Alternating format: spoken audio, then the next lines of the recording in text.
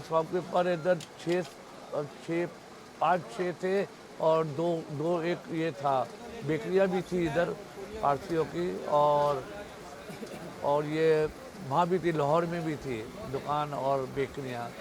मगर वो old people थे, आस्ते आस्ते दे वाइंड इट अप, और मतलब लाहौर से तो फिर कराची भी आ गए बहुत लोग, और मतलब कि दुकानें बंद होती गई।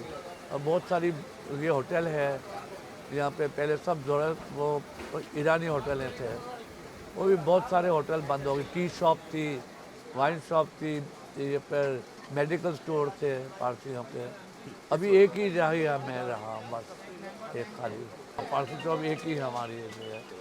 हम यहाँ 1945-46 से हमारे वालिद साहब और हमारे दादा इन लोग आए इधर, क्योंकि इन लोग ज़्यादा पुराने थे। हमारे दादा तो इधर काम भी करते थे पहले से, और वालिद साहब इन लोग आते जाते थे। तो जब वो माइग्रेट हुए यहाँ से लोग, मतलब कि ये दुकानदार, तो उसने हम लोगों को दे के किया ये। इतने हाथ में पैसे नहीं थे लोगों के पास कि देकर महीने का सौदा या हफ्ते का सौदा खरीदे, तो एवरी डे डेली यूज़ सौदा खरीदते थे। और ये मार्केट बहुत अच्छी मार्केट बनाई थी इन लोगों ने, और बहुत अच्छी थी ये।